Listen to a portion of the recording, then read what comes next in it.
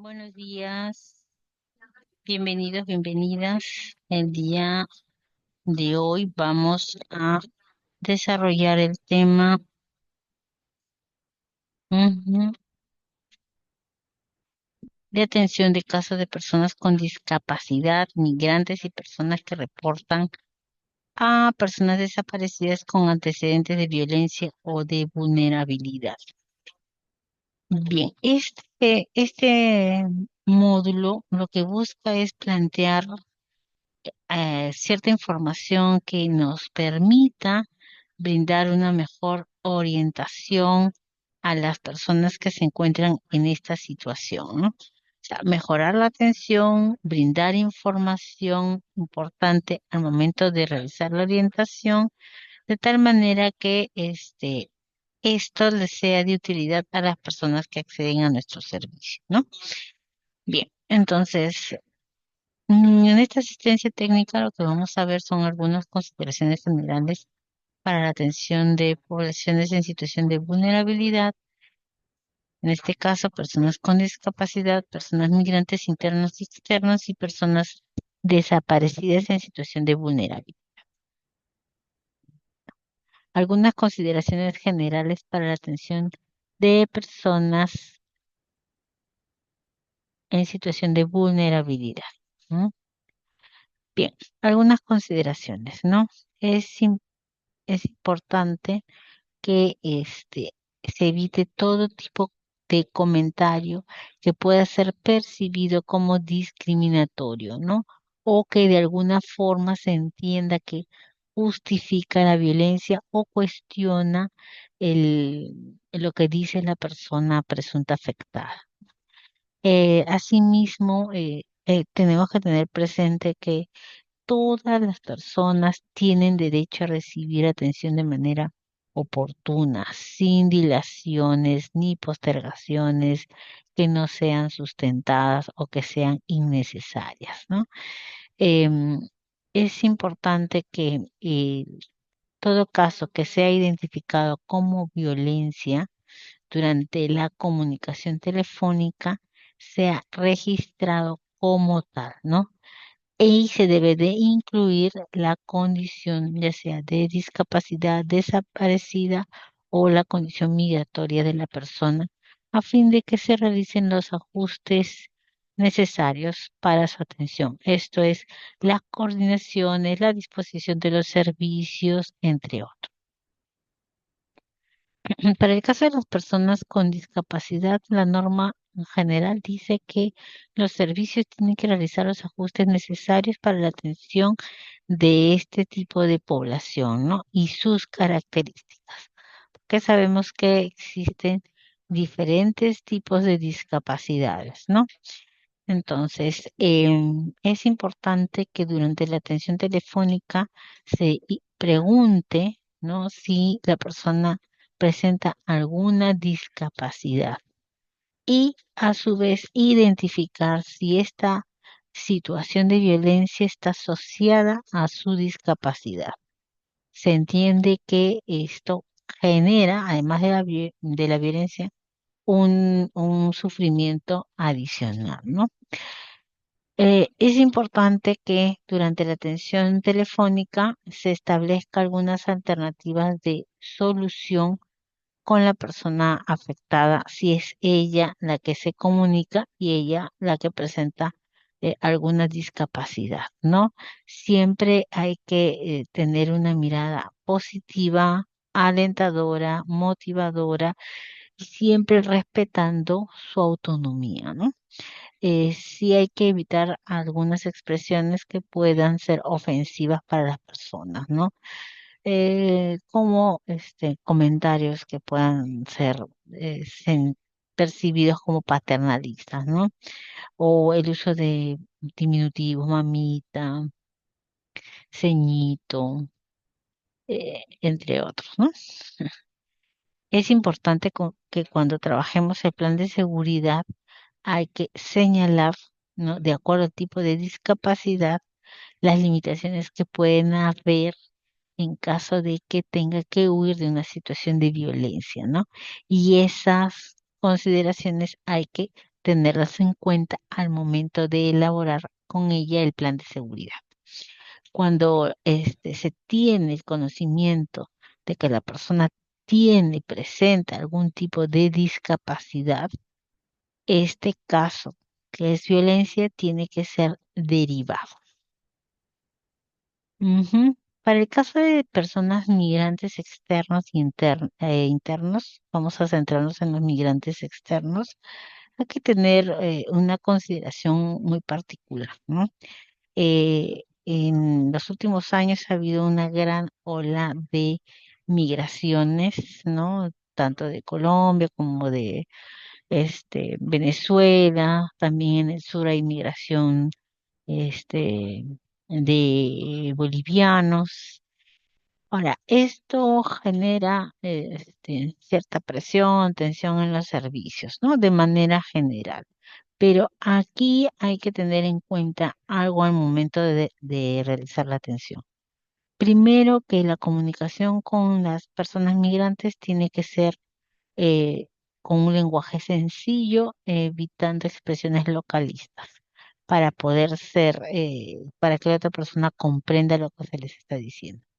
Otra, hay que tener en cuenta que muchos de ellos tienen una situación irregular. Entonces, al momento de realizar la atención, hay que solicitar, ¿no? Cuál es su nacionalidad y decirle como parte de nuestro discurso de atención de que el servicio se aboca a la protección de sus derechos. Y si es víctima de violencia o de otra situación que la pone en grave riesgo, se va a priorizar su protección, sobre todo si es mujer, niña, adolescente, persona con discapacidad o persona migrante que es perseguida por su orientación sexual, ideología, como vamos a ver más adelante, ¿no? Entonces, para evitar de que la persona se retraiga y no pueda estar protegida, hay que comentarles que nuestra intervención va a proteger de primera mano sus derechos y ya su condición migratoria se va a regularizar sin que esto afecte su permanencia en el país. ¿M?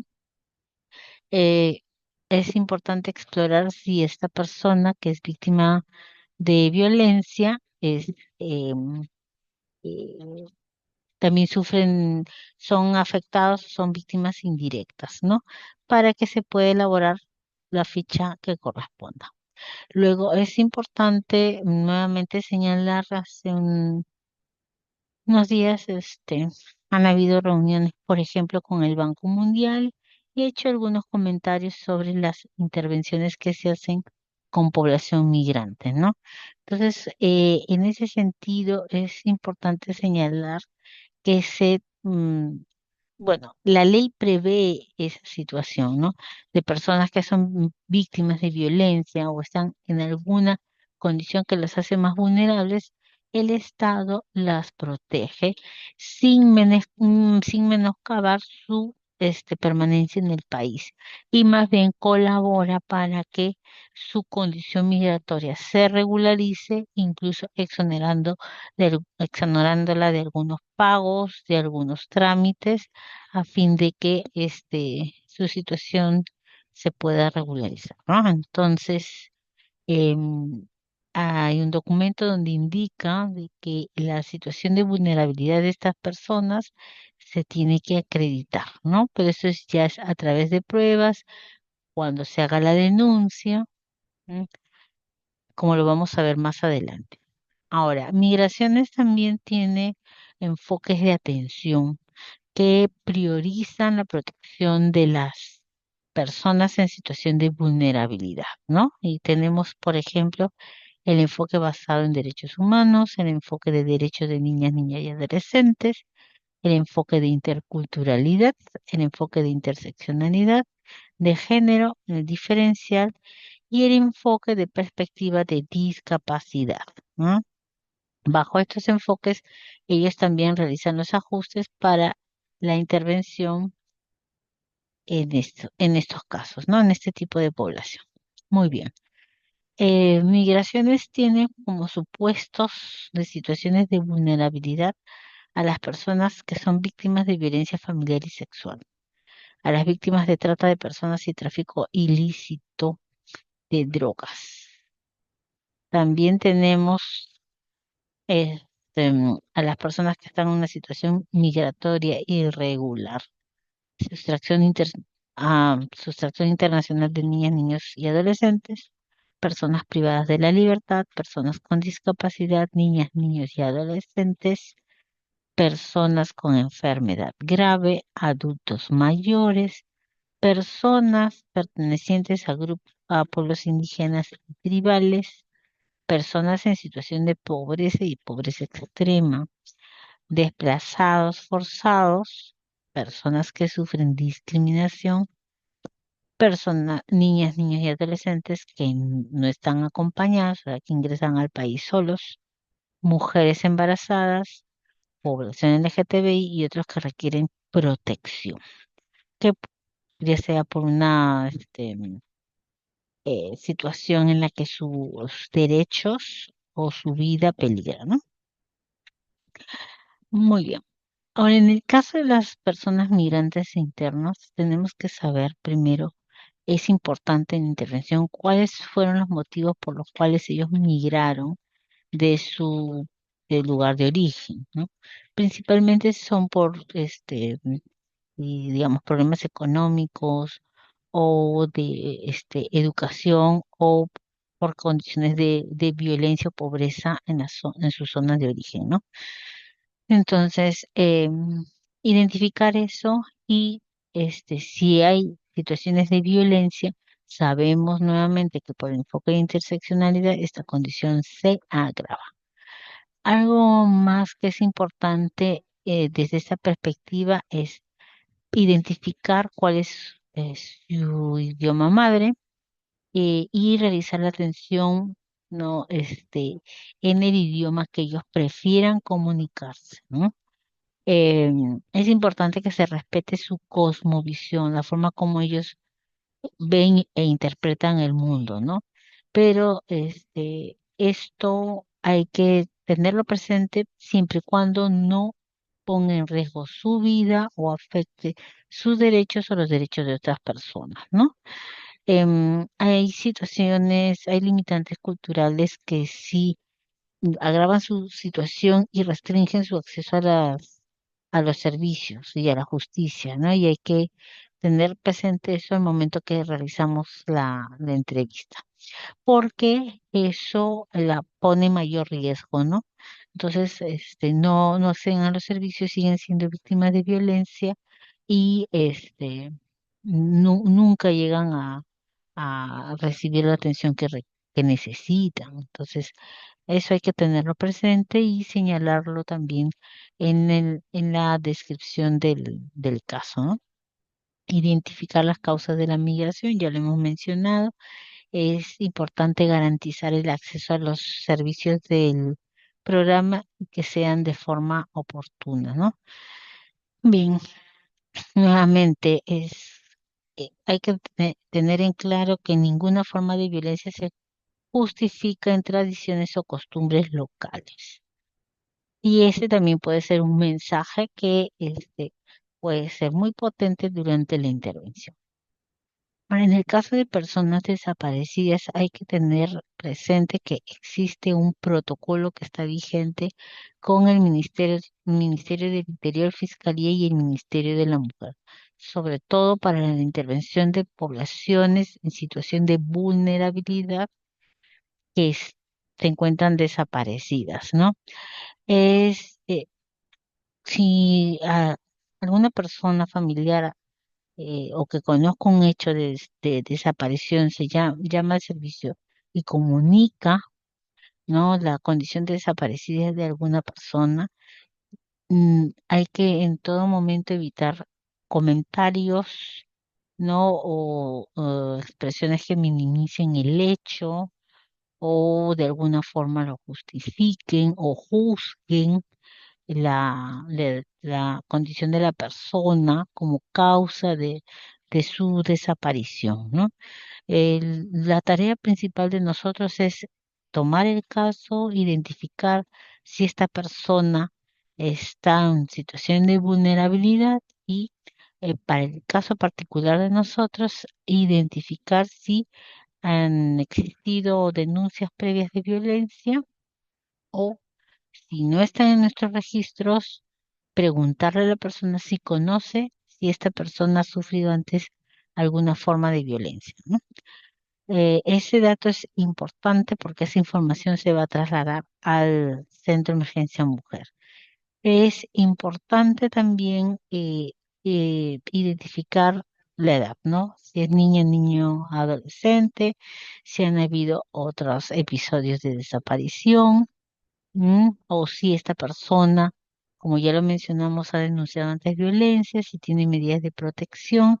Esa información es importante porque ayuda en la identificación del caso, si hay escalada de violencia, si esto es recurrente, ¿no? O si esta persona ha estado en proceso de separación de la persona agresora. Estos datos son importantes porque nos ayudan a conocer mejor el caso y para que el SEM también le haga seguimiento, ¿no? Porque cómo nos involucra este protocolo. Estamos dentro de la línea para establecer las alertas de búsqueda, ¿no?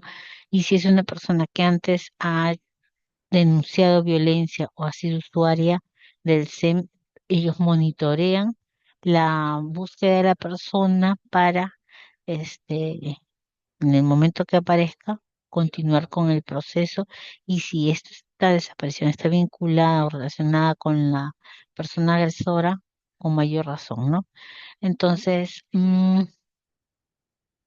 es importante tener o conocer este protocolo para ver cómo se articula la atención, ¿no? También nosotros, por nuestra parte, orientamos a las personas, a los familiares, para que realicen la denuncia, indicarles, como vamos a ver más adelante, qué se necesita para hacer la denuncia y cómo desarrollar las alertas, como vamos a ver más adelante, ¿no? Entonces, este protocolo básicamente lo que permite y facilita la articulación entre el Ministerio del Interior, Fiscalía y Ministerio de la Mujer, ¿no? Pone mayor énfasis en la búsqueda de niños, niñas y adolescentes, ¿no? Porque su condición por la edad incrementa el riesgo, ¿no? Ujú. Lo que busca es que haya una rápida respuesta ante las denuncias de desaparición y es no solamente la respuesta de la búsqueda, sino de la difusión en las diferentes instancias del Estado y medios de comunicación para la búsqueda de estas personas desaparecidas, ¿no? Entonces, con este protocolo se busca optimizar la respuesta de búsqueda y difusión de personas que se encuentran en situación de desaparecidas, ¿no? Bien, entonces el ámbito de aplicación involucra el Ministerio del Interior, Ministerio de la Mujer, Policía Nacional y Ministerio Público también, ¿no?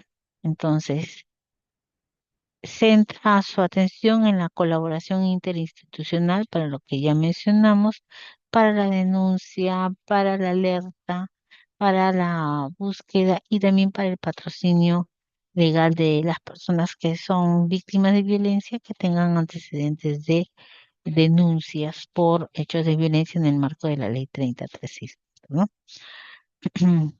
Con este protocolo también, entre otros, se busca erradicar todo tipo de estereotipos que cuestionen a las personas desaparecidas, ya sea por su comportamiento, por su condición sexual, social o de otra índole, ¿no? Algunos conceptos, ¿no? En relación a qué es persona desaparecida y persona en situación de vulnerabilidad, es importante que los tengamos en cuenta, pero aquí este protocolo señala, ¿no? Aquellas personas que sufren de discriminación o situación de protección que forman parte de este grupo en situación de vulnerabilidad tenemos a las niñas, niños, adolescentes, personas adultas mayores, personas desplazadas, migrantes internos, mujeres víctimas de violencia, personas que son integrantes de grupos indígenas u originarios. Por ejemplo, sabemos que en algunas zonas del país existen conflictos sociales donde, ¿no?, también existen desaparición de personas, líderes comunales, pero también mujeres lideresas también, ¿no? Tener en cuenta ahí también que eh, la violencia política también es una forma de violencia de género, ¿no? Y hay que tenerlo en cuenta, ¿no? Si es que reportan, por ejemplo, la desaparición de una mujer lideresa de una comunidad, ¿no? Identificar cuáles pueden ser los presuntos agresores, o si ha habido una denuncia también previa por ejemplo, violencia política, ¿no? Eso por darles un ejemplo. Personas afrodescendientes, personas LGTBI también. Ahora, una consideración particular son las personas en situación de alto riesgo, ¿no? Que han presentado antes episodios de violencia que han sido denunciadas o que no han sido denunciadas, ¿no? Pero que su entorno tiene conocimiento de esto. Entonces, si hay un hecho de desaparición que se consulta a través de la línea telefónica, se identifica que es una mujer que ha sido víctima de violencia, entonces se identifica la zona donde ella vive, el CEN de esa jurisdicción, y se hace la derivación del caso, con las características en la descripción de los antecedentes de violencia y de la forma como ha desaparecido esta persona, porque esos datos son importantes para el impulso que va a hacer el SEM con la policía, ¿no? También se le informa a la persona que tiene que hacer la denuncia, ¿no? Entonces, hacen la denuncia en la comisaría, la entrega de la copia de la denuncia es gratuita, tienen que algunas diligencias que se hace con la policía, por ejemplo, son las notas de alerta que se difunden a través de diversos medios, instituciones públicas, medios de comunicación, redes sociales, y esto hasta que se logre encontrar a la persona desaparecida, ¿no? Ujú. Es importante también sugerirles, ¿no? Cuando usted se acerque a la comisaría, lleve una foto reciente de esta persona, ¿no? La descripción de cómo iba vestida, características físicas que permitan, que contribuyan a la búsqueda de la persona, ¿no? Bien. Esta información que les hemos compartido puede ser empleada y puede ser de utilidad al momento que nosotros brindemos la orientación, la información, porque eso les permite dar un poco más de luces a esas personas de cómo proceder, ¿no? En el caso de las personas migrantes, darles la confianza y la seguridad que por buscar ayuda, si son víctimas de violencia o de algún delito que ya hemos mencionado, sepan que su condición o su permanencia en el país no se va a ver afectada, que va a ser protegida y que los servicios se van a activar en su favor. Va a haber un proceso de investigación, le van a exonerar algunos pagos a fin de que su condición migratoria se regularice, en tanto los servicios van buscando la protección de la víctima y articulando servicios a favor de ella y de sus hijos si los tuviesen, ¿no?